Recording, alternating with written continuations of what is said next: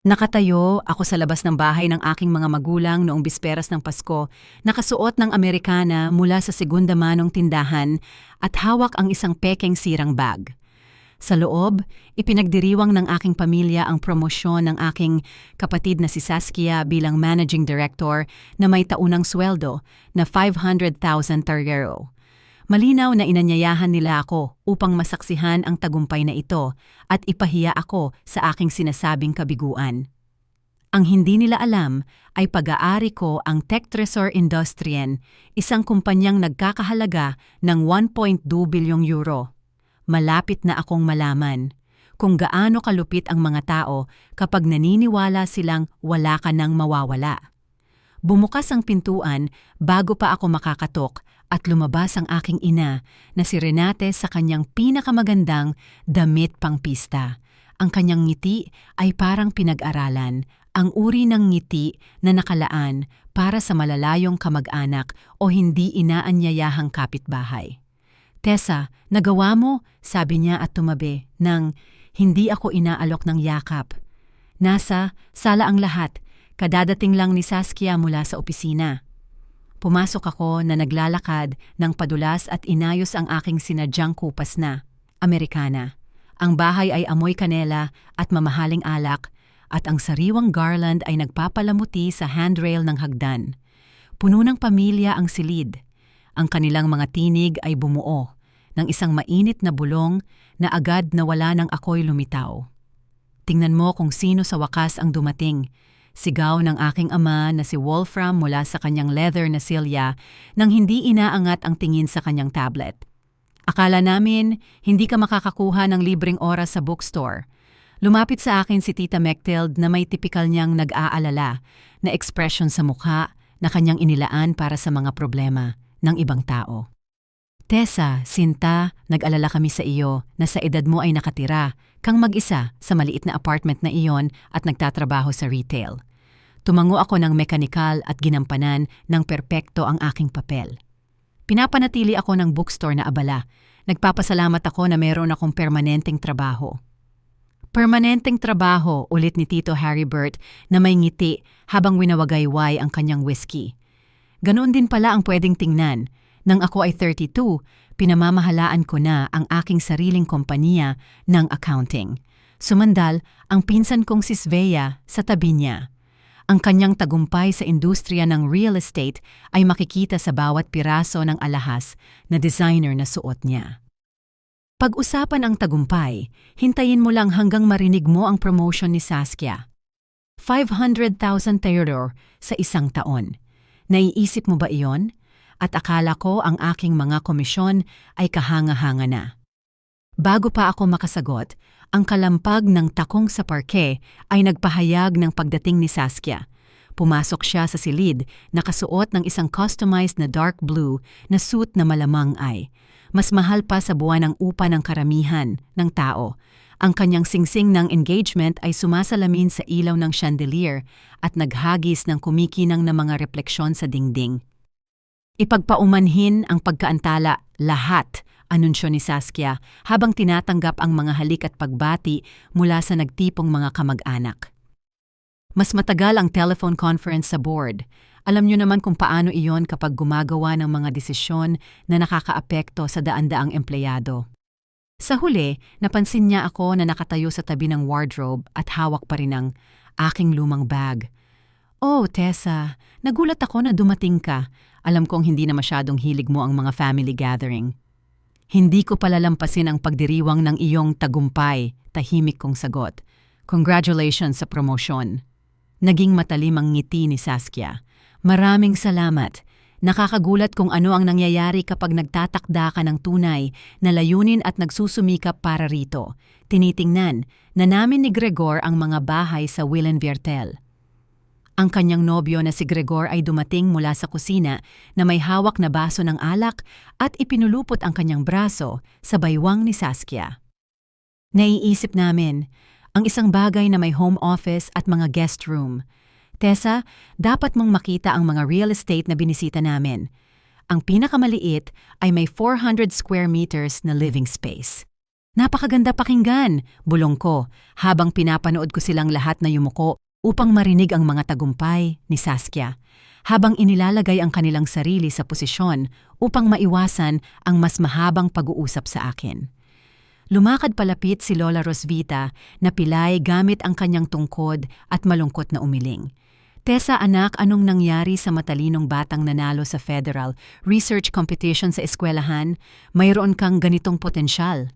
Minsan ang buhay ay kumukuha ng hindi inaasahang pagliko. Sabi ko, pinananatili ang aking malungkot na ekspresyon. Hindi inaasahang pagliko, ulit ng aking ina at nagsimulang mag-ayos ng mga appetizer sa coffee table. Iyan ay tiyak na isang paraan upang ilarawan ito. Saskia, sabihin mo sa lahat ang tungkol sa iyong bagong opisina. Ang mga larawan na ipinakita mo sa amin ay hindi ka panipaniwala. Habang si Saskia ay naglalayag sa isang detalyadong paglalarawan ng kanyang corner office na may tanawin ng skyline ng Frankfurt, pinanood ko kung paano gumalaw ang mga service personnel ng mahusay sa espasyo. Halos hindi napansin ng aking mga magulang ang kanilang presensya at tinrato sila bilang kasangkapan. Ang mga waiter ay magalang at professional, ngunit napansin ko ang banayad na pag-irap ng mata kapag ang aking pamilya ay nagbigay ng mahirap na kahilingan ng walang pasasalamat. Ang pag-uusap ay umago sa paligid ko tulad ng tubig sa bato. Tinalakay nila ang mga tagumpay ni Saskia sa kumpanya, ang pagiging partner ni Gregor sa kanyang law firm, ang pinakabagong mga transaksyon sa real estate ni Svea at ang mga plano sa pagre-retiro ni Tito Haribert. Kapag paminsan-minsan may nagtanong sa akin, ang tono ay mas pilit na pagiging magalang kaysa sa tunay na interes. Si Tessa ay nagtatrabaho sa maliit na bookstore na iyon sa lumang bayan. Paliwanag ng aking ina sa isang kaibigan ng pamilya na nagtanong tungkol sa aking trabaho.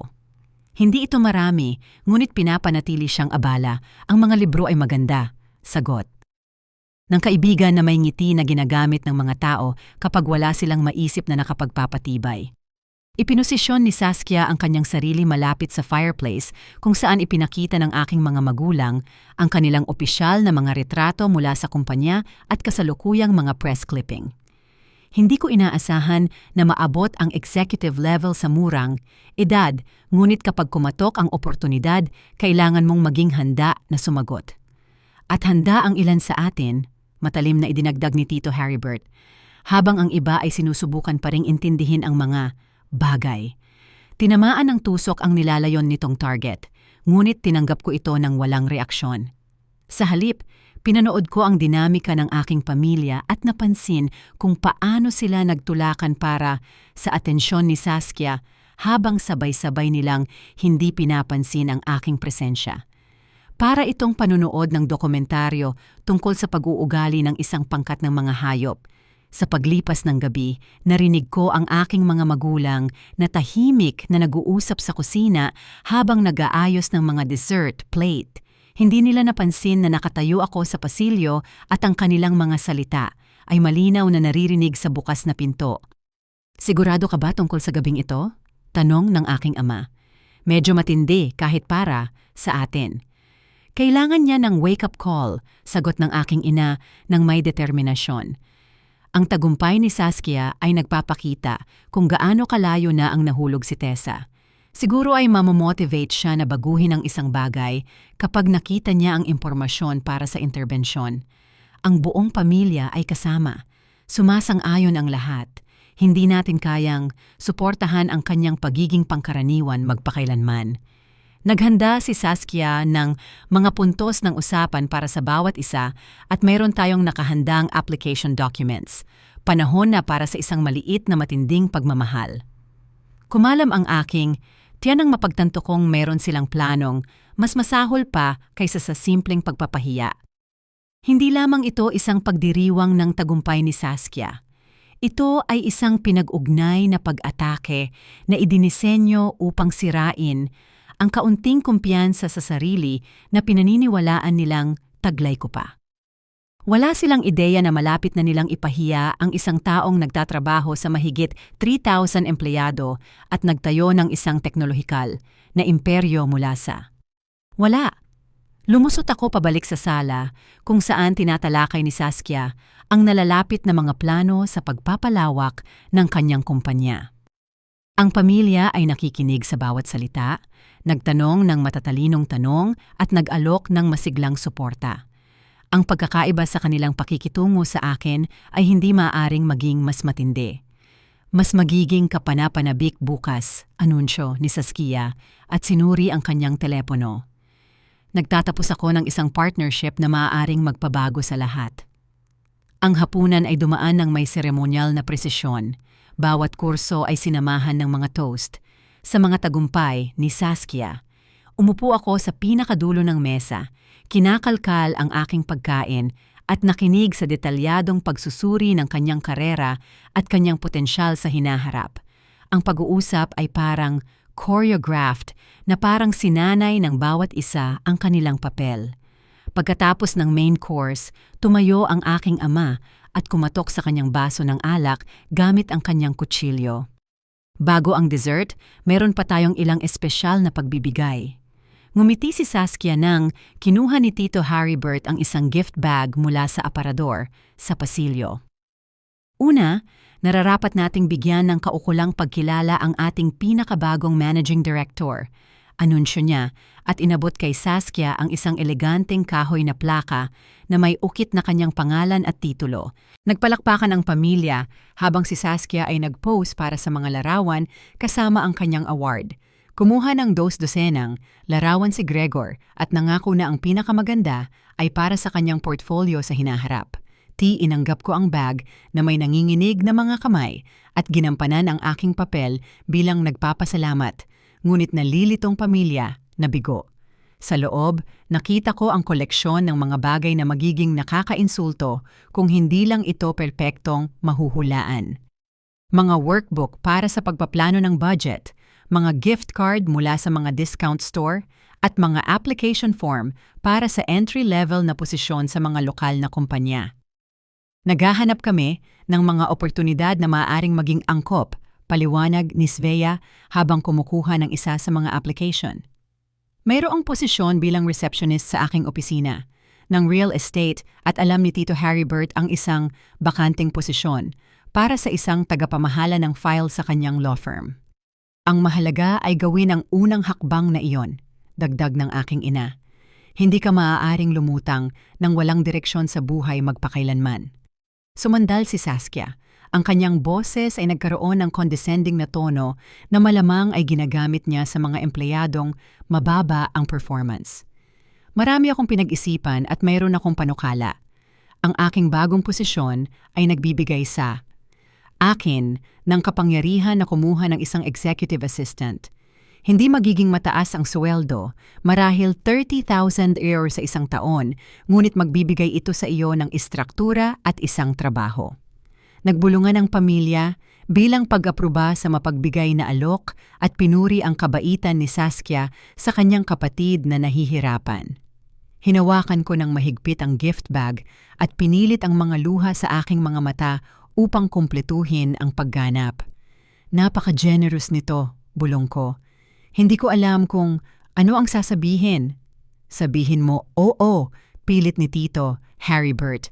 Nag-aalok sa iyo si Saskia ng pagkakataong maging bahagi ng isang matagumpay na bagay sa halip na magtago sa bookstore na iyon.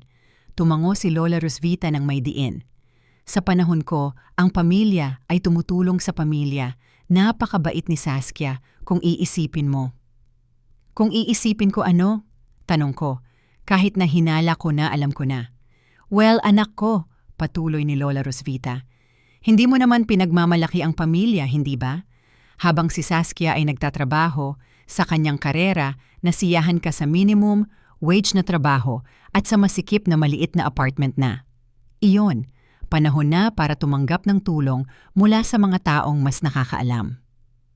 Umubo si Gregor at sumandal sa kanyang upuan. Sa totoo lang, baka makatulong din ako. Ang aking law firm ay nag-oorganisa ng mga networking event at maaari kitang bigyan ng ilang contacts. Kailangan mong pagbutihin ang iyong pag-uugali, baka i-update ang iyong wardrobe, ngunit maaring magkaroon ng mga oportunidad para sa isang taong handang magsimula sa pinakamababa.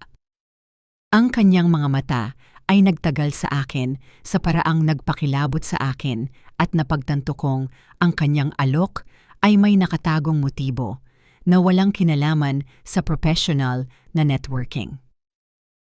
Perpekto ang schedule, patuloy ni Saskia, bulag sa hindi angkop na undertones ng kanyang nobyo. Magsisimula ako sa aking bagong trabaho sa Enero 2 at kailangan ko agad ng isang assistant. Maaari kang mag-resign sa iyong bookstore pagkatapos ng mga piyesta, opisyal. Kinuha ng aking ama ang kanyang telepono at nagsimulang mag-type. Gumagawa ako ng mga tala sa mga mungkahi ng lahat ng kasali. Dapat tayong gumawa ng isang action plan na may tiyak na deadlines at mga panukala sa pananagutan. Napakahalaga ng pananagutan, sumang-ayon si Tita Mechthild. Hindi natin dapat hayaan ang mga emosyon na manaig sa mga praktikal na desisyon. Kailangan ni Tessa ng istruktura, hindi awa.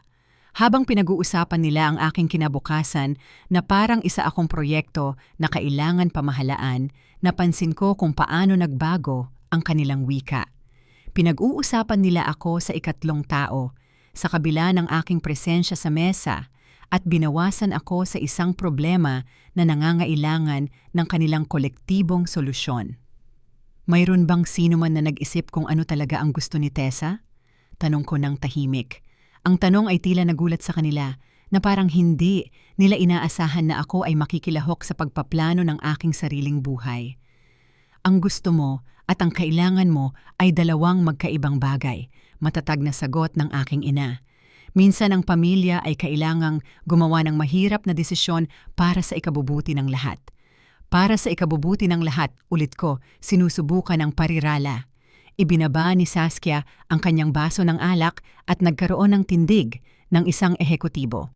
Pakinggan, alam kong nakakabigla ito, ngunit ang mga matagumpay na tao ay pumapaligid. Sa kanilang sarili ng iba pang matagumpay na tao. Masyado kang naging isolated at gumawa ng mga desisyon batay sa limitadong pananaw. Limitadong pananaw, sagot ko. Tama, sumingit si Tito Heribert.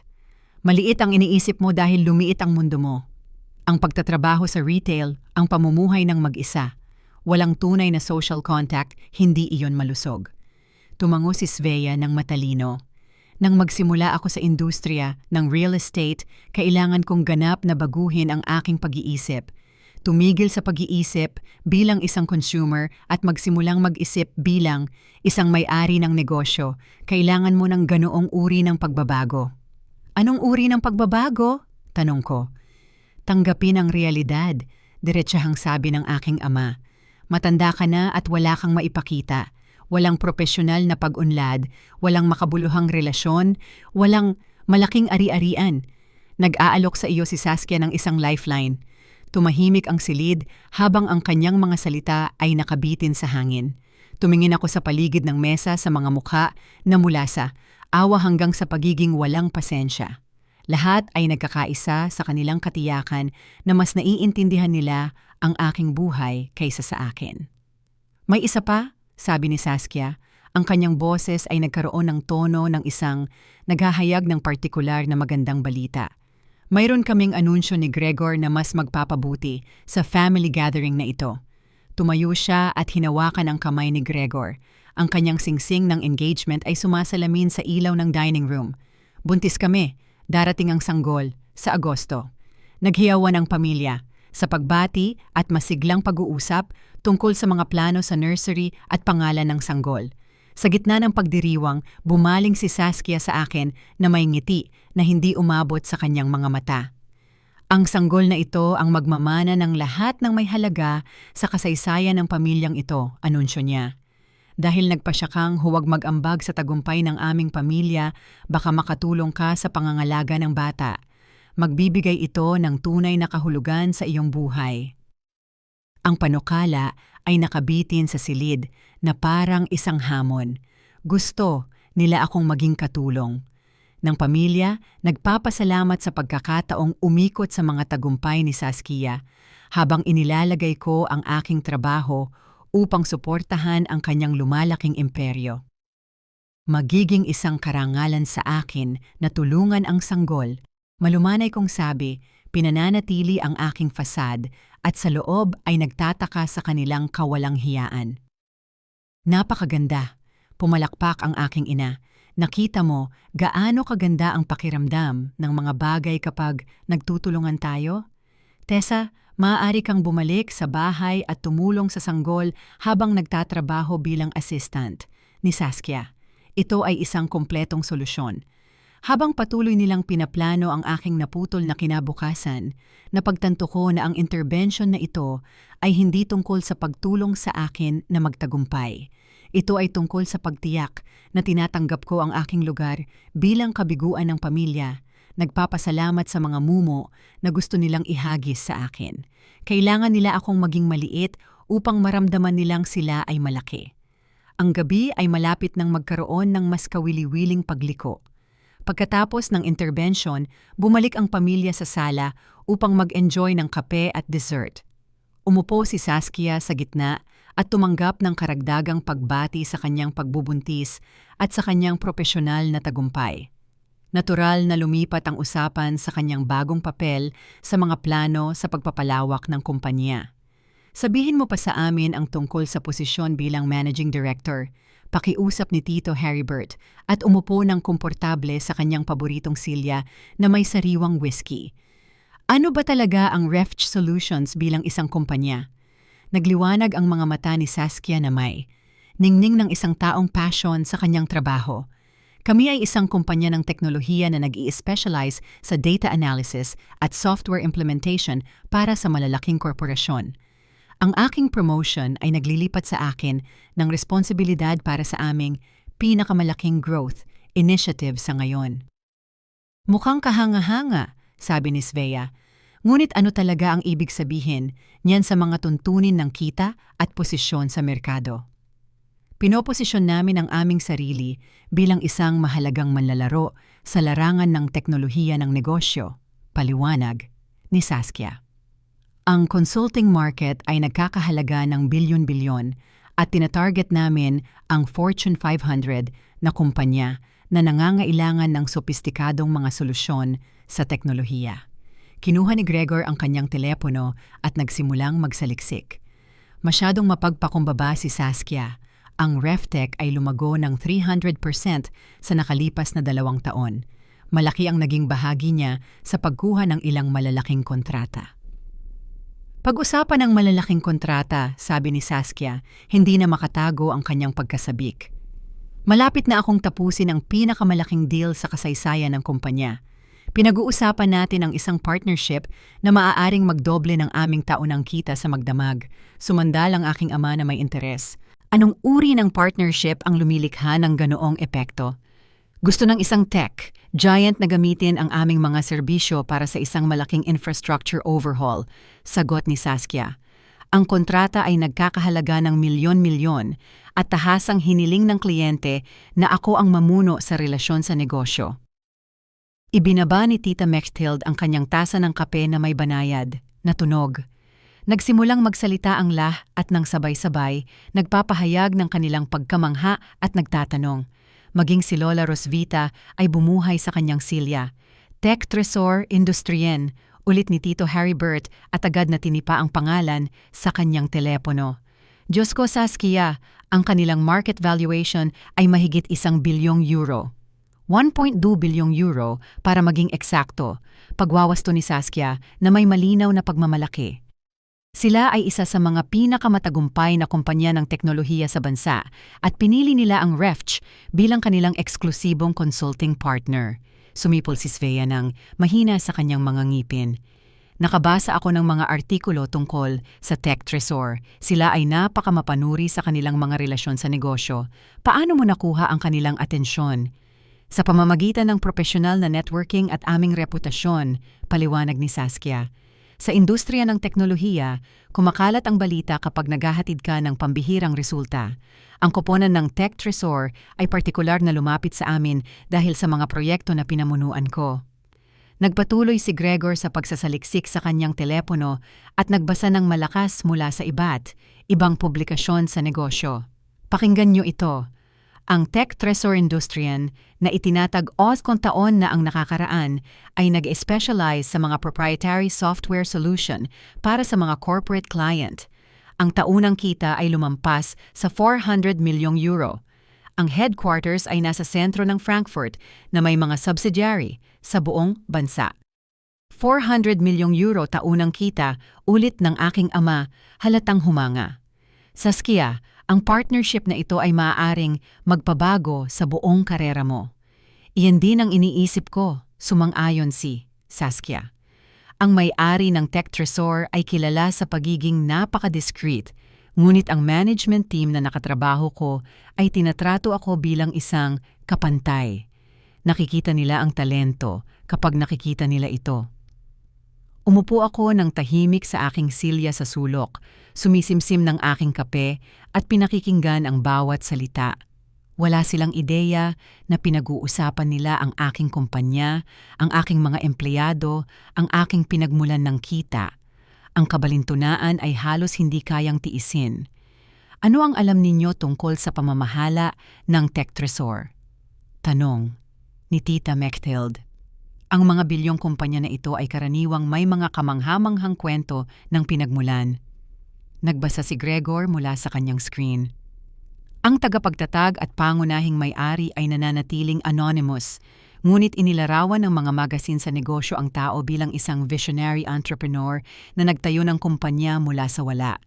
Karamihan sa mga artikulo ay nakatuon sa mga makabagong solusyon at kultura ng kumpanya ng Tech Tresor, mas kaunti sa personal na detalye tungkol sa pamumuno. Matalino ang anonymous na pagmamay-ari, sabi ni Tito Haribert. Sa ganitong paraan, nakatuon ang focus sa mga resulta ng negosyo sa halip, na sa prominenteng status, nirerespeto ko ang diskarte na ito. Tumango si Saskia ng may diin.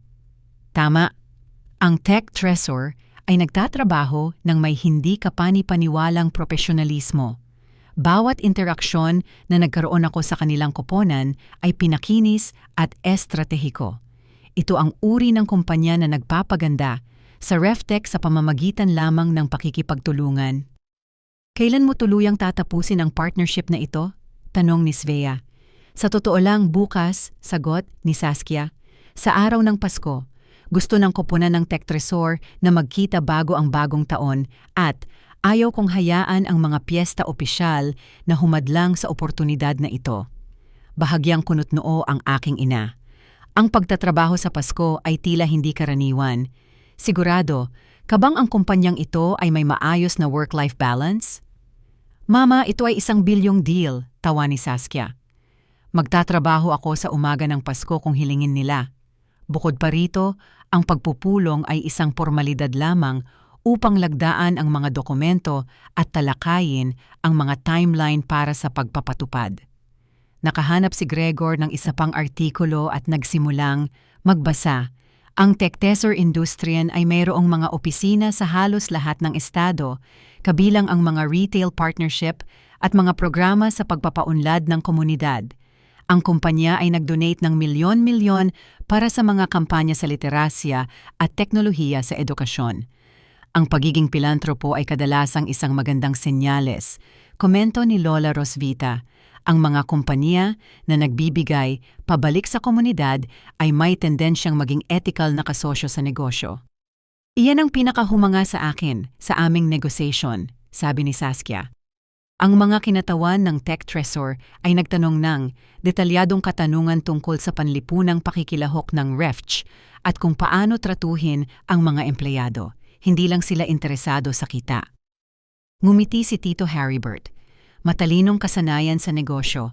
Ang mga ethical na partnership ay nagbabawas ng mga legal na panganib at lumilikha ng mas mahusay na pangmatagalang relasyon. Ang may-ari ng Tech Tresor ay malinaw na naiintindihan ang mga prinsipyo ng sustainable corporate governance. Habang patuloy silang nag-uusap tungkol sa mga kasanayan sa negosyo at reputasyon ng Tech Tresor sa komunidad, nagtaka ako kung gaano kalapit sila sa pagtuklas kung sino talaga ang kanilang pinag-uusapan. bawat inisyatibong pangkawanggawa na kanilang pinupuri, bawat desisyon sa negosyo na kanilang hinahangaan, bawat makabagong solusyon na kanilang ipinagdiriwang. Personal kong idinisenyo at ipinatupad ang mga programang ito. Ang lugar ng pagpupulong ay medyo hindi karaniwan, idinagdag ni Saskia na halos kaswal lang. Sa halip na sa punong tanggapan ng Tech Tresor, gusto nilang magkita sa isang address ng isang subsidiary sa downtown, malamang sa isang mas maliit na opisina na ginagamit nila para sa confidential na negosasyon. Ano ang address? Tanong ng aking ama. Kinuha ni Saskia ang kanyang telepono at nag-scroll sa mga email. Eichenstrasse 327, ito ay nakalista bilang lokasyon ng isang subsidiary ng Tech Tresor. Bagaman hindi ako sigurado kung anong uri ng operasyon ang ginagawa doon. Nanigas ang aking dugo. Ang Eichenstrasse 327 ay ang address ng aking bookstore. Ang Techor ay opisyal na pag-aari ng gusali sa pamamagitan ng isang subsidiary, ngunit si Saskia ay malapit ng lumakad sa aking pinagtatrabahuhan at umaasa na makikipagkita sa mga misteryosong ehekutibo doon. Eichenstrasse, ulit ni Svea, iyan ay nasa sentro malapit sa Artist District, hindi ba? Isang kawili-wiling pagpipilian para sa pagpupulong ng isang kumpanya ng teknolohiya. Madalas gumagamit ang mga kumpanya ng teknolohiya ng hindi kumbensyonal na espasyo para sa creative brainstorming, singit ni Gregor. Baka ito ang kanilang innovation lab o katulad nito. Nagkibit-balikat si Saskia. Ano man iyon, nandoon. Ako bukas ng hapon sa eksaktong 2 p.m. Ang pagpupulong na ito ay kumakatawan sa lahat ng pinaghirapan ko sa aking karera.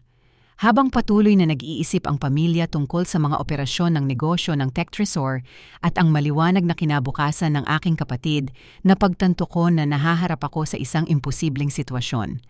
Sa loob ng wala pang 24 na oras, darating si Saskia sa aking bookstore at umaasang makikipagkita sa mga ehekutibo ng Tech Tresor, ganap na walang kamalaya na ang kanyang hinahamak na. Kapatid ay nagmamay-ari ng kumpanyang gusto niya talagang mapahanga, naging mas komplikado ang gabi. Ang pagkabighani ng pamilya sa Techor Industrien ay humantong sa isang kusang pag-aaral. Ikinonekta ni Gregor ang kanyang laptop sa TV at agad na nagtipon ang lahat upang tingnan ang website ng kumpanya at ang balita. Pinanood ko mula sa aking posisyon sa gilid kung paano nila sinuri ang bawat pampublikong detalye ng aking imperyo ng negosyo. Tingnan niyo ang rating na ito ng kasiyahan ng empleyado, sabi ni Svea na itinuro ang screen. 97% positibong review sa mga portal ng empleyado. Ang Tech Tresor ay dapat mayroong hindi kapani-paniwalang pamamahala. Inayos ni Tito Haribert ang kanyang salamin upang basahin ang mas maliit na teksto. Ang average na tenure ng empleyado ay 8 taon at nag-aalok sila ng profit sharing, walang limitasyong bakasyon, at komprehensibong healthcare. Hindi lamang ito isang matagumpay na kumpanya, ito ay isang huwaran. Ang founder ay malinaw na nauunawaan na ang pamumuhunan sa mga tao ay nagdudulot ng mas mahusay na resulta ng negosyo, sabi ng aking ama. Isang matalinong pilosopiya ng pamumuno. Sumandal si Saskia at pinag-aralan ang isang press release tungkol sa pinakabagong software launch ng Tech Tresor. Nagtataka ako sa kanilang proseso ng paggawa ng desisyon. Bawat interaksyon na nagkaroon ako sa ngayon ay nagpapahiwatig ng isang taong may pambihirang atensyon sa detalye at pangmatagalang estratehikong pag-iisip. Anong uri ng interaksyon? Tanong ni Tita Mechtild. Ang mga negosasyon sa kontrata ay hindi karaniwang masusing, paliwanag ni Saskia. Karamihan sa mga kumpanya ay nakatuon sa mga deliverables at timelines, ngunit ang koponan ng Tech Tresor ay nagtanong ng detalyadong katanungan tungkol sa kultura ng kumpanya ng Refitch, mga programa sa pagpapaunlad ng empleyado at mga partnership sa komunidad. Nag-scroll si Gregor sa isang bagong pahina na nagpapakita ng kasaysayan ng mga donasyong kawanggawa ng Tech Tresor. Nag-donate sila ng mahigit 15 milyong euro sa mga programa sa edukasyon sa nakalipas na 3 taon. Tingnan niyo ang listahan ng mga beneficiary na ito. Habang binabasa niya ang mga beneficiary, bumilis ang tibok ng aking puso. Ilang organisasyon sa listahan ang nakakuha ng pondo sa pamamagitan ng mga programa na personal kong idinisenyo kabilang ang Literacy Initiative sa aking sariling bookstore. Ang proyekto sa literasya sa River L, basahin ni Gregor, ang Frankfurt Tafel, ang programa sa teknolohiya ng Pestels Elementary School. Isang business magazine ang naglathala ng isang feature noong nakaraang taon at nag-espekula tungkol sa anonymous founder ng Tech Trezor. Pakinggan niyo ang pagsusuri na ito. Nagsimula siyang magbasa ng malakas. Inilarawan ng mga pinagmulan sa industriya ang pamamahala ng Tech Trezor bilang methodical, innovative at lubhang maingat sa privacy. Ang mabilis na paglago ng kumpanya ay nagpapahiwatig ng isang entrepreneur na may parehong teknikal na kadalubhasaan at pambihirang instinct sa negosyo. Ilang kakumpetensya ang sumubok na akitin ang founder ng Tech Trezor sa pamamagitan ng mga middlemen, ngunit lahat ng alok ay magalang na tinanggihan. Ang katapatan ay bihira sa industriya ng teknolohiya, komento ni Tito Haribert. Karamihan sa mga matagumpay na entrepreneur ay lumilipat sa pagitan ng mga proyekto o nagbebenta sa mas malalaking korporasyon. Ang founder ng Tech Trezor ay tila determinado na bumuo ng isang bagay na pangmatagalan. Kinuha ni Saskia ang kanyang sariling telepono at binuksan ang LinkedIn profile ng Tech Trezor. Ang mga post ng kumpanya ay nakatuon sa mga tagumpay ng empleyado at epekto sa komunidad sa halip na self-promotion. Ibang-iba sa karamihan ng mga social media strategy ng mga kumpanya. Kumusta naman ang mga larawan ng executive level? Tanong ng aking ama. Karamihan sa mga kumpanya ay nagpapakita ng kanilang management team. Nag-navigate si Gregor sa About Us page ng Tech Trezor. Ipinakita ang mga larawan ng mga department head at senior manager, ngunit kapansin-pansin na walang anumang larawan ng pangunahing may-ari. Mga profile lamang ng empleyado para sa mga regional manager at project manager. Ang founder ay nananatiling ganap na anonymous. Isang matalinong galaw, sabi ni Svea, ang pag-iwas sa personal na publisidad ay nagpapahintulot sa focus sa mga resulta ng negosyo. Napakaraming entrepreneur ang nagiging sikat at nawawala ang pagtuon sa aktwal na performance ng kumpanya. Habang patuloy nilang ini-explore ang digital presence ng Tech Trezor, napansin ko kung paano paulit-ulit na bumabalik ang kanilang pananaliksik sa panlipunang pakikilahok at pakikitungo sa empleyado. Bawat artikulo, bawat review, at bawat profile ng kumpanya ay nagbibigay diin sa ethical na kasanayan at pangmatagalang pag-iisip ng kumpanya. Narito ang isang nakakatuwang bagay, anunsyo ni Tita Mechthild habang nagbabasa mula sa isang trade publication sa kanyang sariling telepono. Hindi pa nagtanggal ng empleyado ang Tech Trezor kahit sa panahon ng pagbagsak ng ekonomiya. Pinag-aralan nila ang mga tao para sa mga bagong tungkulin sa halip na bawasan ng staff. Halos hindi pa naririnig sa sektor ng teknolohiya, sabi ni Gregor. Karamihan sa mga kumpanya ay inuuna ang quarterly figures kaysa sa stability ng workforce. Nag-isip si Saskia. Sa aming negosasyon, nagtanong ang mga kinatawan ng Tech Trezor kung paano hinahawakan ng RefTech ang pagpapaunlad ng empleyado sa mahirap na panahon. Akala ko ay hindi karaniwan ang tanong na iyon, ngunit ngayon ay may saysay na. Sinusuri nila ang mga potensyal na kasosyo batay sa magkakasamang halaga. Gusto ng Tech Trezor na makipagtulungan sa mga kumpanya na nagbabahagi ng kanilang diskarte sa etika ng negosyo. Konklusyon ng aking ama. Tumango si Tito Haribert bilang pag-aproba. Saskia, nakikipag-ugnayan ka sa tamang uri ng organisasyon. Ang relasyon na ito ay maaaring humubog sa reputasyon ng RFT sa loob ng mga dekada. Habang patuloy sila sa kanilang pananaliksik, natuklasan ni Gregor ang koleksyon ng mga larawan mula sa iba't ibang kaganapan sa kawanggawa na inisponsor ng Tech Trezor. Ipinakita sa mga larawan ang mga kinatawan ng kumpanya na nagbibigay ng malalaking tseke sa mga lokal na organisasyon. Ngunit ang mga larawan ay maingat na kinomposisyon. upang hindi maipakita ang pagkakakilanlan ng pinakamataas na pamunuan.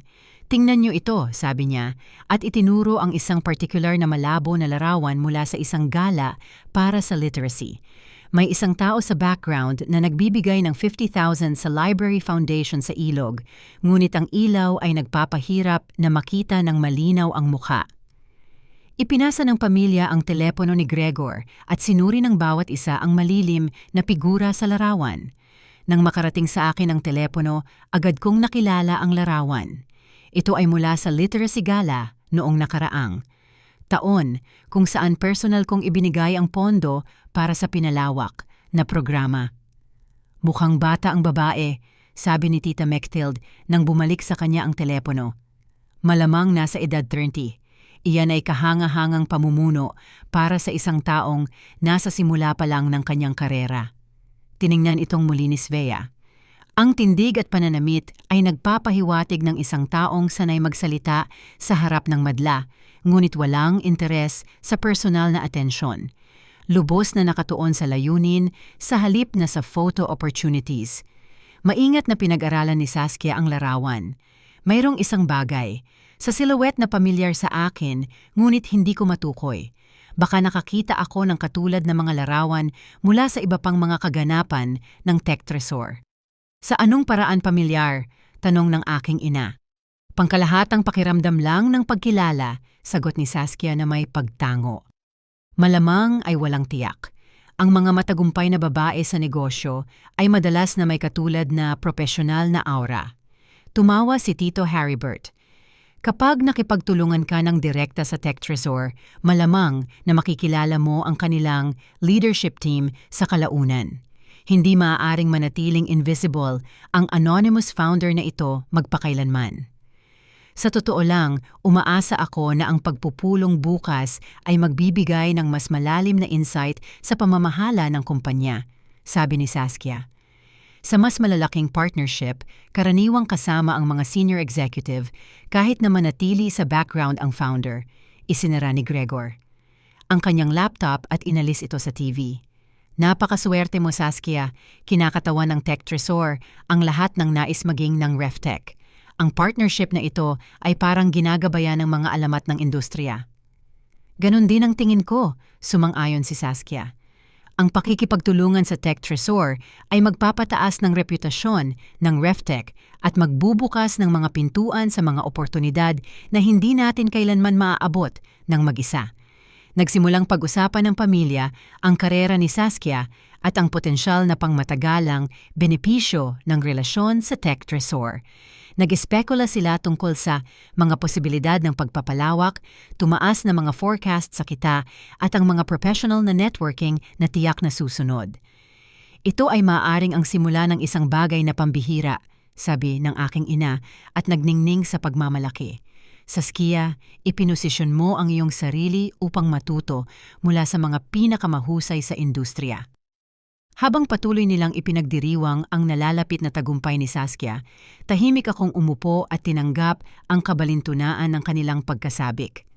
Bukas, matutuklasan ni Saskia na ang kanyang hinahamak na kapatid ay ang anonymous founder na kanilang sinasaliksik at hinahangaan buong gabi. Ang babaeng itinuring nilang bigo ay nagtayo ng uri ng kumpanya na pinakarespeto nila. Ang paghahayag ay hindi lamang magpapayanig sa mga inaasahan ni Saskia. Sa pagpapatuloy ng gabi, umabot sa bagong antas ng kasiyahang pagkasabik ang enerhiya ng pamilya. Naging sentro ng atensyon si Saskia, sumasagot sa mga tanong tungkol sa kanyang mga plano sa hinaharap at tumatanggap ng payo mula sa mga kamag-anak na sabik na mag-ambag sa kanyang kwento ng tagumpay. Mag-toast tayo ng nararapat, anunsyo ni Tito Haribert at kumuha ng mamahaling bote ng champagne mula sa kusina. Ang partnership na ito sa Tech Tresor ay karapat-dapat sa pagkilala na may mas mahusay kaysa sa alak.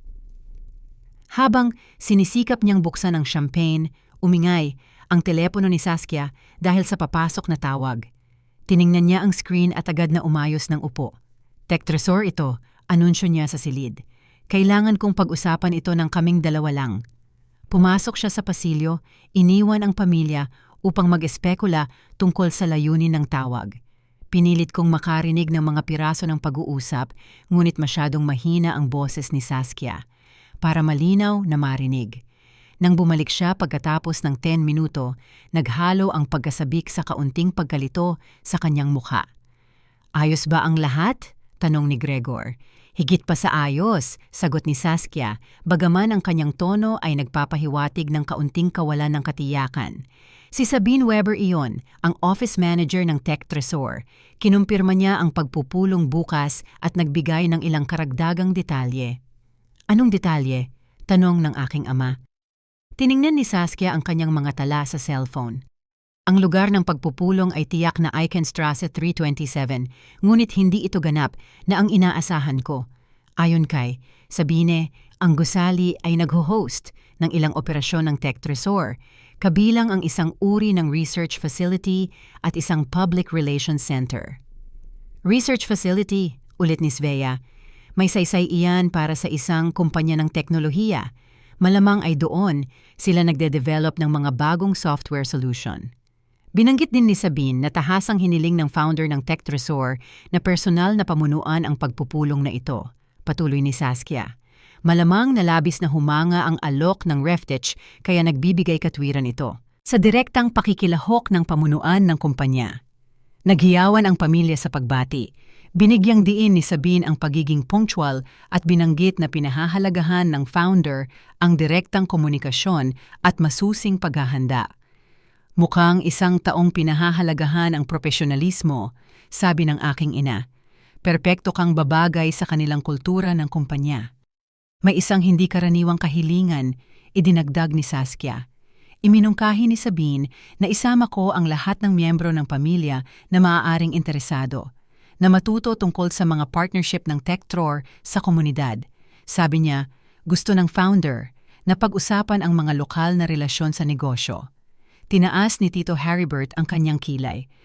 Ang pagsasama ng pamilya sa isang business meeting ay hindi karaniwan, ngunit kung talagang interesado sila sa mga lokal na koneksyon, maaaring bigyang diin nito ang regional roots ng Reftech.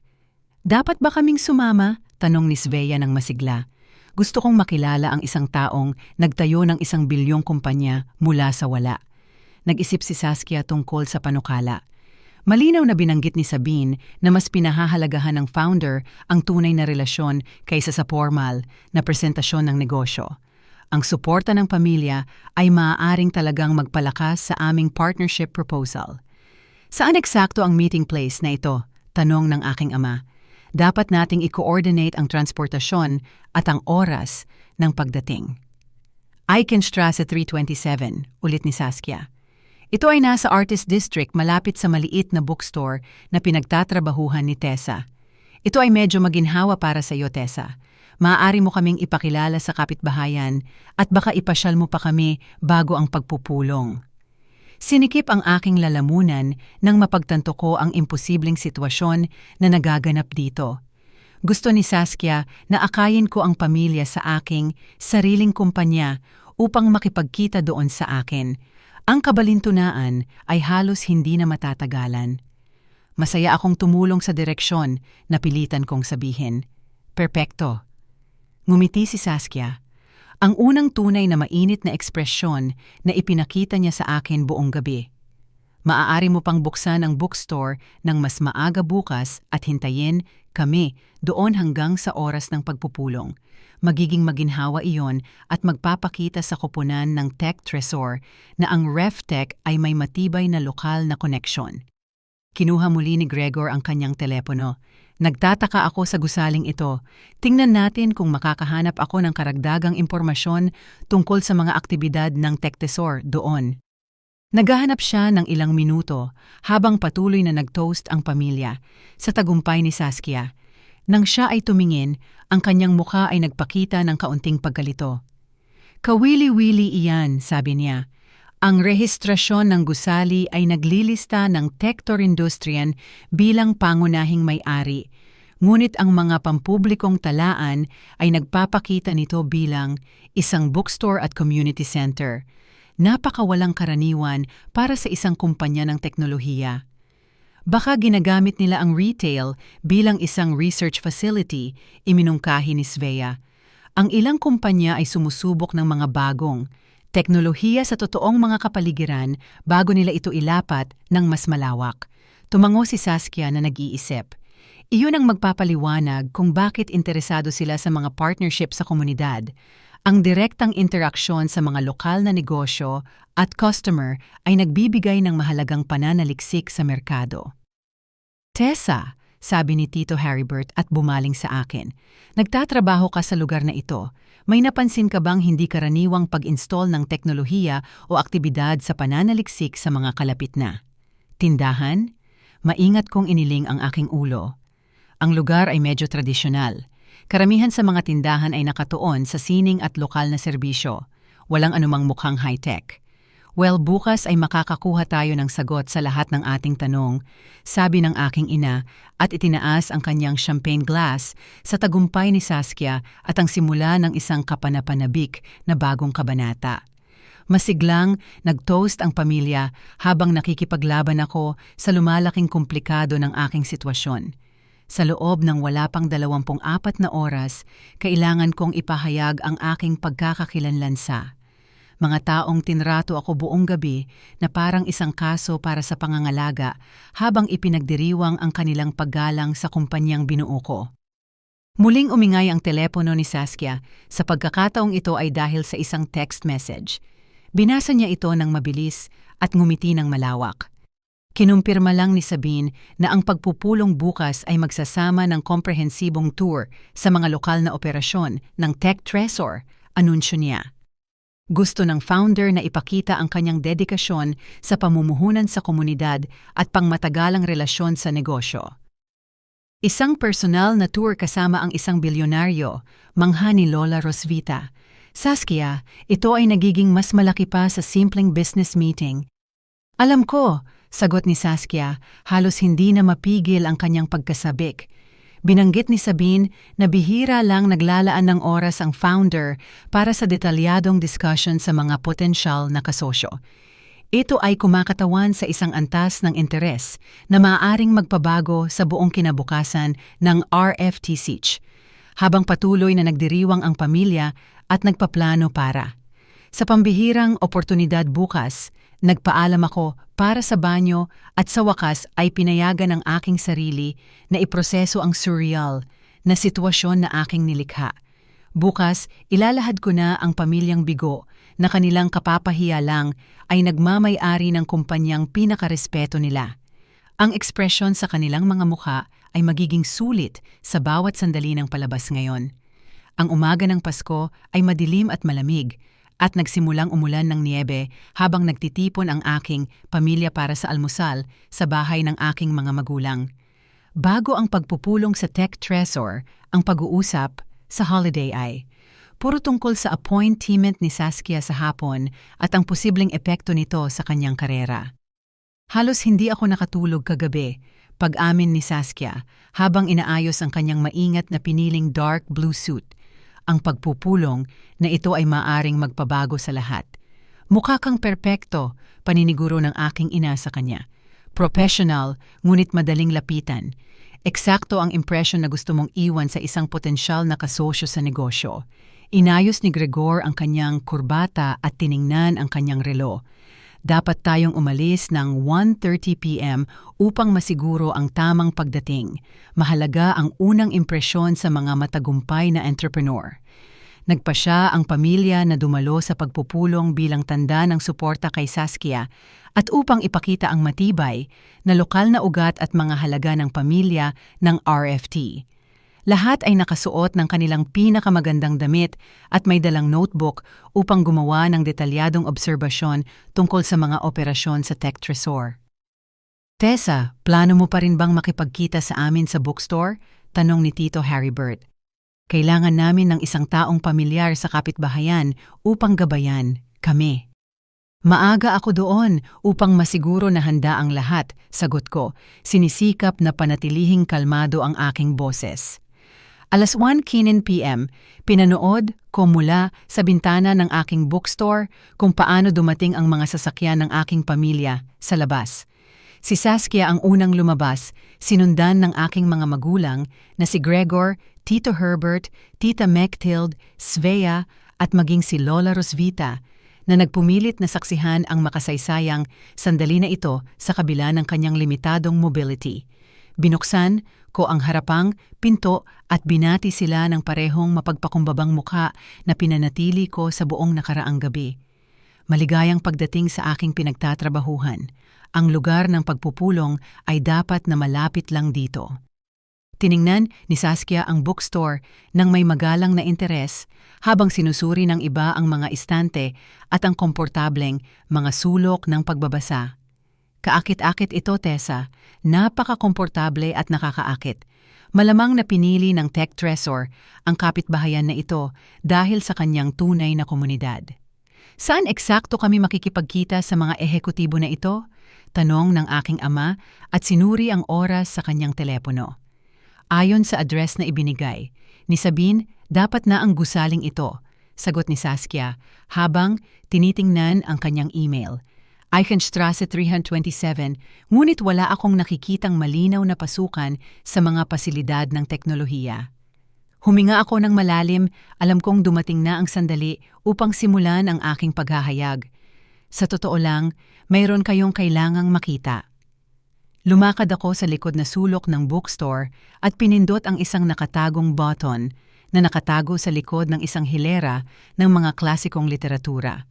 Bumukas ang isang seksyon ng bookshelf papasok na nagbubunyag ng isang modernong salamin na pinto na humahantong sa isang high-tech na opisina sa likod. Ano iyan? Hingal ni Svea. Ang executive offices, simple kong sagot, at pumasok sa nakatagong pasukan. Sinundan ako ng pamilya sa isang eleganteng conference room na nilagyan ng pinakabagong teknolohiya. Ang mga bintana mula sa sahig hanggang kisame ay nagbigay ng tanawin ng lungsod at sa mga dingding ay nakasabit ang mga parangal at sertipiko ng Tech Tresor Industrien. Isang malaking kurbadang desk ang nangingibabaw sa dulo ng silid na may ilang computer monitor na nagpapakita ng real-time na pagsusuri ng negosyo at data ng merkado. Nagtipo ng pamilya na bighani sa lawak at komplikado ng data na dumadaloy sa mga monitor. Tessa, dapat siguro tayong maghintay sa labas? Kinakabahang sabi ng aking ina. Ito ay isang pribadong corporate area at ayaw nating paglaruan ang mahalagang kagamitan sa negosyo. Sa totoo lang, sabi ko at umupo sa leather na silya ng executive, sa tingin ko panahon na para mag-usap tayo. Isang bagay sa aking tono ang nagpahinto sa kanilang lahat at direktang tumingin sa akin. Sa unang pagkakataon sa loob ng maraming taon, nakuha ko ang kanilang buong attention. Ako, ang founder at CEO ng Tech Tresor Industrien na inyong sinaliksik at hinangaan, kalmado kong inihayag. Ito ang aking kumpanya, ang aking opisina, at ang aking pagpupulong kay Saskia. Lumipas ang katahimikan ng halos 30 segundo habang pinoproseso nila ang aking mga salita. Si Saskia ang unang nagsalita. Ang kanyang boses ay halos bulong na lamang. Imposible yan. Binuksan ko ang aking laptop at ipinakita ang mga founding document ng Tech Tresor na nagpapakita ng aking pangalan bilang founder at pangunahing shareholder. Pagkatapos, binuksan ko ang mga bank statement na nagpapakita ng yaman ng kumpanya at ang aking personal na yaman, sinundan ng mga business permit at regulatory documents na nagsimula 8 taon na ang nakakaraan. Tessa Chen Morrison, basahin ko mula sa legal na dokumento. Founder at CEO, Tech Tresor Industrien. Personal na net worth humigit kumulang 1.4 bilyong euro hanggang Disyembre 24, 2024. Umupo si Tito Haribert sa isang malapit na silya at nakatitig sa mga ebidensya na nakakalat sa desk. Ito ay dapat na isang uri ng biro o hindi pagkakaunawaan. Hindi biro, sagot ko, kinuha ang aking executive calendar at ipinakita ang mga buwan na puno ng nakaplanong pagpupulong sa mga Fortune 500 na kumpanya, mga leader ng industriya ng teknolohiya at mga opisyal ng gobyerno.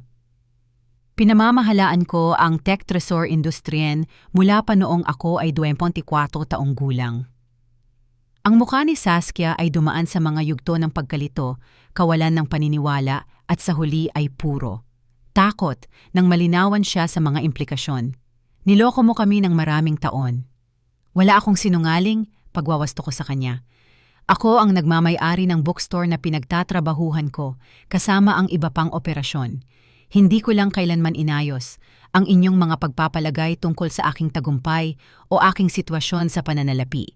Nakatitig ang aking ama sa mga computer screen na nagpapakita ng real-time na kita at pagsusuri sa merkado. Bakit mo kami hinayaang maniwala na nahihirapan ka sa pananalapi? Dahil gusto kong makita kung paano ninyo tinatrato ang isang taong pinaniniwalaan ninyong walang pera o social status, paliwanag ko. Ang intervention kagabi ay nagpakita kung anong uri kayo ng tao. Muling nakahanap ng boses si Tita Mechtild, ngunit napakapasasalamat mo sa aming tulong at aming mga mungkahi. Nagtataka ako kung gaano kalayo ang inyong mapagkunwaring pagkabukas palad, sagot ko. Ang mga application form, ang mga workbook sa pagpaplano ng budget, ang alok ni Saskia na kumuha sa akin bilang kanyang assistant sa minimum wage. Lahat iyon ay napakaliwanag. Kinuha ni Gregor ang kanyang telepono at nagsimulang balisa na hanapin ang aking pangalan kaugnay sa Tech Tresor Industrien. Sa loob ng ilang sandali, nakahanap siya ng mga artikulo sa negosyo na naglalarawan sa aking kumpanya at aking mga tagumpay, bagaman karamihan sa mga larawan ay nagpapakita sa akin mula sa malayo o sa mga grupo kung saan mahirap ang individual na pagkakakilanlan.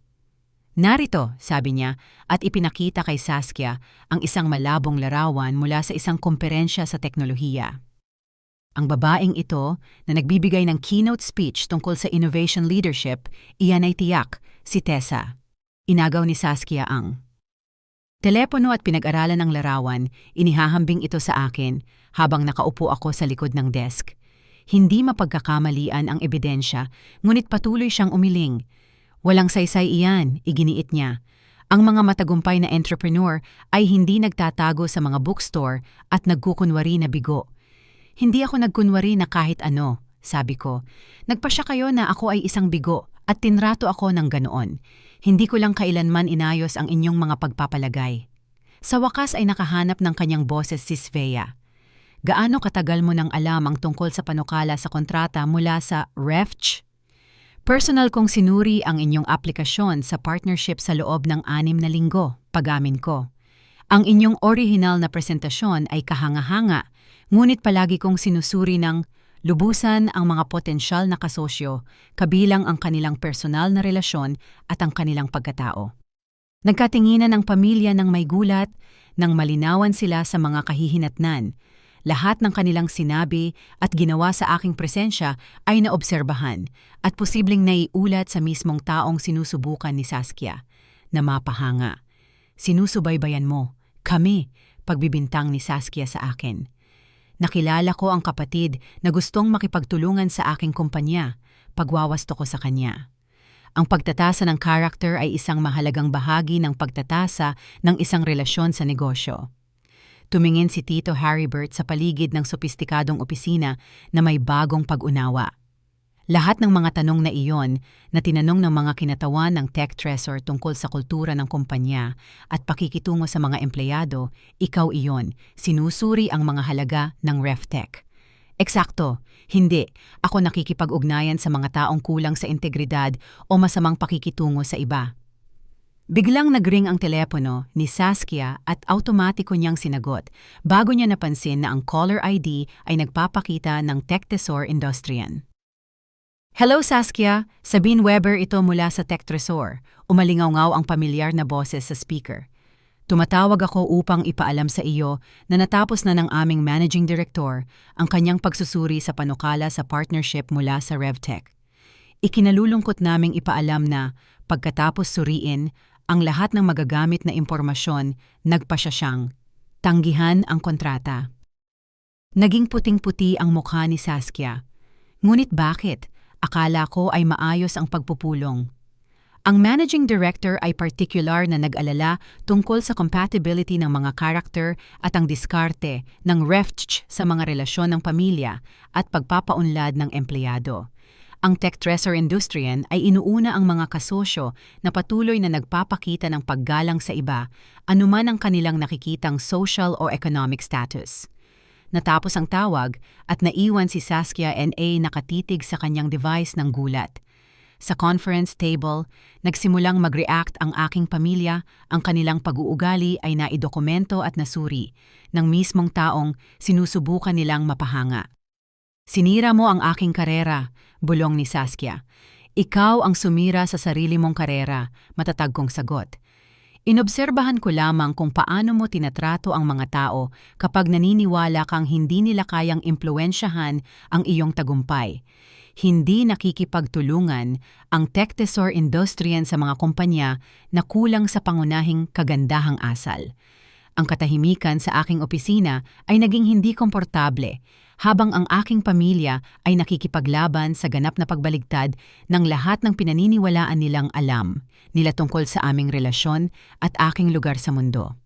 Nanatili si Saskia na nakaupo sa kanyang silya, nakatitig sa kanyang telepono na parang ang tawag ni Sabine ay maaaring baliktarin ng mag-isa. May kailangan akong intindihin, sabi ng aking ama sa huli na may mataas na boses. Kung matagal ka ng matagumpay, bakit hindi mo sinabi sa amin?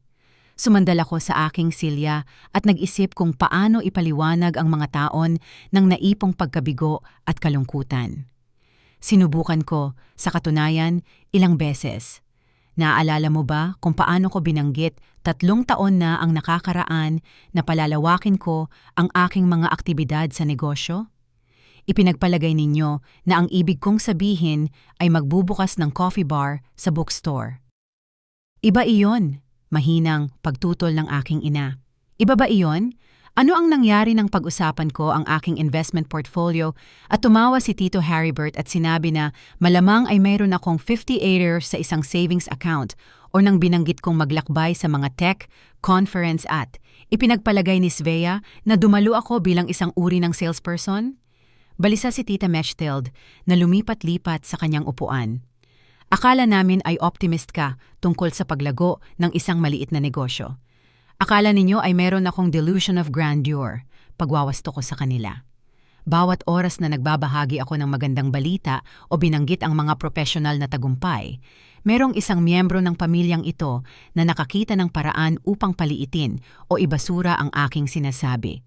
Sa huli, huminto ako sa pagsisikap na magbahagi ng anumang makabuluhan mula sa aking totoong buhay. Kinabahang umubo si Gregor. Ngunit sana ay mas direkta kang nakapagsalita tungkol sa iyong tagumpay, tulad ni Saskia na direktang nag-uusap tungkol sa kanyang tagumpay? Ganoon ba? Matalim kong tanong.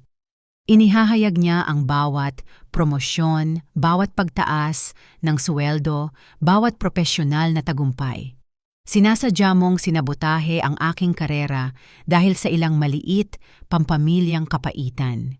Sinuri ko ang isang business partnership batay sa karakter at integridad. Kalmado kong sagot. Ang katotohanan na hindi ka pumasa sa pagsusuri na iyon ay sumasalamin sa iyong mga desisyon, hindi sa akin. Anong desisyon? Hamon ni Saskia. Nagsikap ako ng lubusan upang itayo ang aking karera. Nagsikap ka ng lubusan upang isulong ang iyong sarili habang masamang tinatrato ang ibang tao, sabi ko. Kagabi, inalok mo ako ng isang minimum wage na trabaho bilang iyong personal assistant. Iminungkahi mo na dapat akong maging nagpapasalamat sa pagkakataong maglingkod sa iyo. Inihayag mo na ang iyong sanggol ay magmamana ng lahat ng may halaga sa pamilya dahil wala akong naiambag sa iyong kahulugan ng tagumpay. Ang mga salita ay nakabitin sa hangin nang malinawan si Saskia kung paano tunog ang kanyang pahayag kapag inulit sa kanya.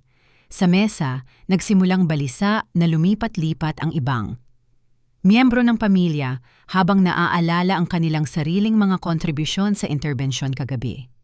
Gusto ka naming tulungan, ni mahinang, sabi ni Lola Rosvita. Gusto ninyong maramdaman na kayo ay nakatataas. Sagot ko, bagaman na natiling malumanay ang aking tono nang bumaling ako sa kanya. Ang pagtulong ay mangangailangan ng pagtatanong kung ano ang kailangan ko o gusto ko. Sa halip, nagpasya kayo kung ano ang aking mga problema at ipinilit sa akin ang inyong mga solusyon nang hindi ako kinonsulta.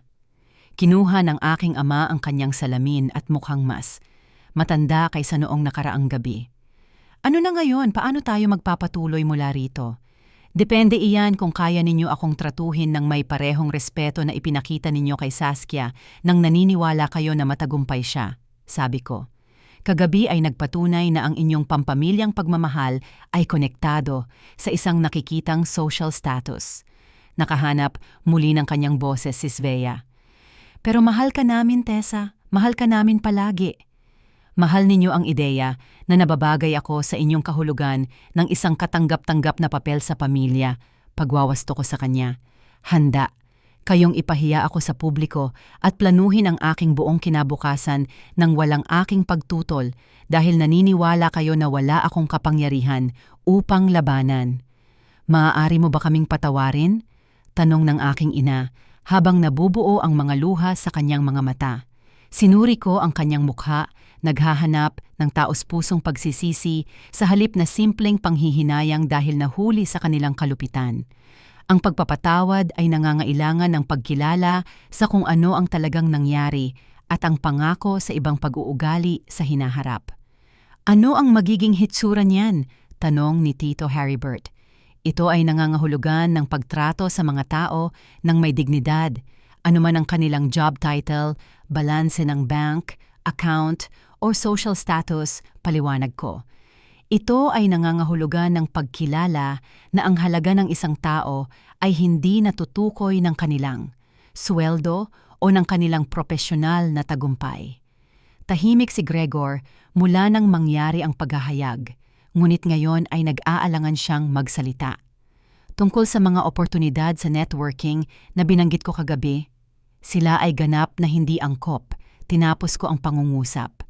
Ang iyong mga mungkahi ay walang kinalaman sa profesional na pagpapaunlad, kundi tungkol sa pagsasamantala sa isang taong nakita mong mahina at nagpapasalamat. Namula ang kanyang mukha nang malinawan siya na ang kanyang pag-uugali ay naobserbahan at nasuri ng isang taong may kakayahang. Panagutin siya. Humihingi ako ng paumanhin, mali iyon sa akin. Makabuluhan ang mga paghingi ng paumanhin kung susundan ng binagong pag-uugali, sagot ko. Sa wakas ay tumingin si Saskia mula sa kanyang telepono.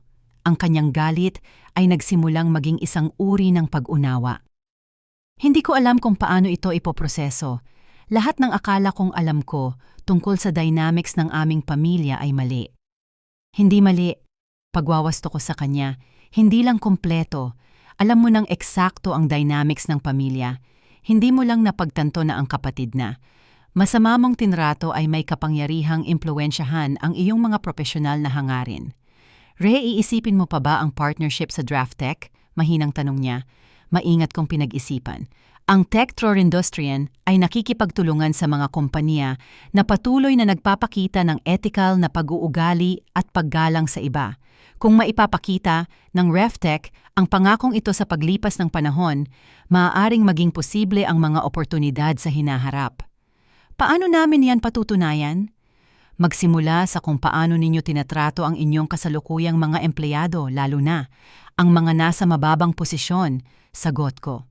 Pagkatapos, suriin kung paano ninyo nakikipag-ugnayan sa mga service provider, vendor, at sino mang hindi agad makakatulong sa inyong karera. Sumandal si Tita Mechtild. At paano naman kaming lahat? Paano namin bubuuin muli ang aming relasyon sa iyo? Sa parehong paraan ng pagbuo ng anumang malusog na relasyon, sagot ko, sa pamamagitan ng patuloy, magalang na pag-uugali sa paglipas ng panahon. Ipakita ninyo sa akin na pinahahalagahan ninyo ako bilang isang tao at hindi bilang isang taong maaaring maging kapakipakinabang sa inyong sariling mga layunin. Muling tumingin ang aking ama sa opisina, napansin ang mga ebidensya ng tagumpay na lubusan nilang napalampas. Bigo kami bilang isang pamilya, ganap at lubusan. Nabigo kayong makita ako ng malinaw, sumang-ayon ako. Ngunit ang kabiguan ay hindi kailangang permanente kung handa kang matuto mula rito. Pilit na tumayo si Lola Roswetter gamit ang kanyang tungkod at pagkatapos ay dahan-dahang lumakad sa paligid ng desk patungo sa akin. Ikinahihiya ko kung paano ka namin tinrato kagabi. Karapat-dapat ka ng mas mahusay mula sa aming lahat, ngunit lalo na sa akin. Ang kanyang paghingi ng paumanhin ay may bigat dahil ito ay dumating ng walang palusot o pagtatangka na paliitin ang pinsala na ginawa. Tumayo ako at maingat siyang niyakap, pinahahalagahan ang kanyang pagiging handa na kilalanin ang katotohanan ng walang paglihis. Maraming salamat sa pagsasabi niyan, sagot ko. Mas malaki ang kahulugan niyan sa akin kaysa sa iniisip mo. Sa susunod na oras, patuloy naming pinag-usapan ang mga taon ng naipong hindi, pagkakaunawaan at mga nawalang oportunidad para sa tunay na koneksyon. Ang ilang miyembro ng pamilya, tulad ni Lola Roswetter at ang aking ama, ay tila taos-pusong determinado na buuin muli ang aming mga relasyon sa isang mas malusog na batayan. Ang iba, lalo na si Svea at Tito Haribert, ay tila mas nag-aalala sa potensyal na oportunidad sa pananalapi kaysa sa isang tunay na pagkakasundo ng pamilya. Tahimik na umupo si Saskia sa karamihan ng pag-uusap, pinoproseso ang ganap na pagbabago ng kanyang pananaw sa mundo. Sa huli, nagsalita siyang muli. Kailangan kong humingi ng paumanhin para sa higit pa sa kagabi, dahan-dahan niyang sabi. Nagugol ako ng mga taon sa pakikipagkumpetensya sa iyo, sa halip na suportahan ka. Akala ko ang kakulangan mo sa halatang tagumpay ay magpapaganda sa aking mga tagumpay sa paghahambing. Ang tagumpay ay hindi isang zero-sum game, sagot ko. Hindi nagiging mas maliit ang kahulugan ng iyong mga tagumpay dahil lang sa matagumpay din ang ibang tao. Alam ko na ngayon, sabi niya, ngunit hindi ko alam noon at hinayaan kong isiray ng kawalang alam na iyon ang aming relasyon. Sa paglipas ng hapon ng Pasko, sinimulan namin ang mahirap na trabaho ng muling pagtatayo ng mga ugnayan ng pamilya batay sa katapatan sa halip na sa mga pagpapalagay. Ang ilang relasyon ay mas madaling makakabangon kaysa sa iba, ngunit ang pag-uusap ay lumikha ng pundasyon para sa isang tunay na koneksyon. Sa halip na ang mapagkunwaring dinamika na nangingibabaw sa aming mga interaksyon sa loob ng maraming taon. Mayroon pa kayong dapat malaman, sabi ko nang maghanda ang pamilya na umalis. Ang mga programa sa literasya at pamumuhunan sa komunidad na nabasa ninyo kagabi. Kasama dito ang pagpopondo sa mga lokal na inisyatiba sa edukasyon, mga programa sa pagsasanay sa trabaho at mga grant para sa pagpapaunlad ng maliliit na negosyo. Anonymously mong tinulungan ang komunidad, sabi ng aking ina. Nag-invest ako sa lugar na tinatawag kong tahanan, pagwawasto ko sa kanya. Walang saysay ang tagumpay kung hindi ito nag-aambag sa isang bagay na mas malaki kaysa sa personal na tagumpay. Nag-isip si Saskia, kaya pala ang daming tanong ng mga kinatawan ng tech tresor tungkol sa social engagement sa aming negosasyon. Tama. Nakikipagtulungan ako sa mga organisasyon na nagbabahagi ng aking pangako na itaas ang iba sa halip na yapakan sila upang umakyat ng mas mataas. Nang kunin nila ang kanilang mga Amerikana at naghanda na bumalik sa kanilang mga selebrasyon ng Pasko, ang dynamics ng pamilya ay lubos na nagbago kumpara sa nakaraang gabi. Sa halip na tratuhin ako bilang isang kaso para sa pangangalaga na nangangailangan ng kanilang interbensyon, ngayon ay hinarap. Nila ako ng may uri ng respeto na palagi nilang ibinibigay sa mga tagumpay ni Saskia. Ngunit mas mahalaga, nagsimula silang maunawaan na ang tunay na tagumpay ay nakasalalay sa kung paano mo tinatrato ang iba kapag naniniwala kang hindi nila kayang impluwensyahan ang iyong sariling buhay. Hindi lamang sa kung paano ka kumilos kapag sinusubukan mong mapahanga ang isang makapangyarihang tao. Habang sinasamahan ko sila sa pinto, pinag-iisipan ko ang kakaibang kasiyahan sa panonood ng mga tao na humaharap sa mga kahihinatnan ng kanilang sariling, mga desisyon sa karakter. Nawalan ng propesyonal na pagkakataon si Saskia. Hindi dahil ako ay mapaghiganti, kundi dahil nagpakita siya ng mga halaga na hindi tugma sa isang ethical na business partnership.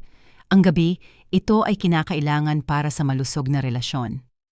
Nang isara ko ang bookstore at bumalik sa aking opisina, pakiramdam ko ay mas magaan ako kaysa sa loob ng maraming taon. Sa wakas ay nakita na ang katotohanan at anuman ang mga relasyon na makakaligtas sa paghahayag na ito, sila ay itatayo sa isang matibay na pundasyon sa halip na sa maling pagpapalagay. Minsan, ang pinakamalaking regalo na maibibigay mo sa isang tao ay ang pagkakataong makita ang kanilang sarili ng malinaw at magpasya kung sino sila sa susunod. Bago ka umalis, gusto kong marinig ang iyong opinyon. Kailangan mo na bang magtakda ng mga hangganan sa mga miyembro ng pamilya na iba ang pakikitungo sa iyo dahil sa kanilang nakikitang tagumpay o status? Paano sa tingin mo dapat hawakan ng mga tao ang mga sitwasyon kung saan ipinapakita ng mga miyembro ng pamilya ang kanilang tunay na karakter sa mahirap na panahon? Mangyaring ibahagi ang iyong mga karanasan sa mga komento sa ibaba ng post na ito at huwag kalimutang i-rate ang video na ito. Kung nakita mong makabuluhan ang kwento ni Tessa, mag-subscribe sa Clara Stories para sa higit pang mga kwento tungkol sa dynamics ng pamilya, personal na paglago, at paghahanap ng sariling lakas sa mga hamon na relasyon. Ibahagi ito sa isang taong maaaring kailangan marinig na ang kanilang halaga ay hindi natutukoy ng opinyon ng iba. Maraming salamat sa pagsunod sa paglalakbay ni Tessa at umaasa ako na ang iyong mga holiday ay mapuno ng tunay na pag-ibig at respeto mula sa mga taong pinakamahalaga sa iyong buhay. Kung gusto mo ang aming mga kwento at gusto mong suportahan ang produksyon ng mas maraming ganitong nilalaman, lubos naming pahahalagahan ang isang maliit na donasyon. Ang bawat contribution ay tumutulong sa amin na ipagpatuloy ang mga kwentong ito at lumikha ng mataas na kalidad na mga kwento para sa iyo. Maraming salamat sa iyong suporta. Oo,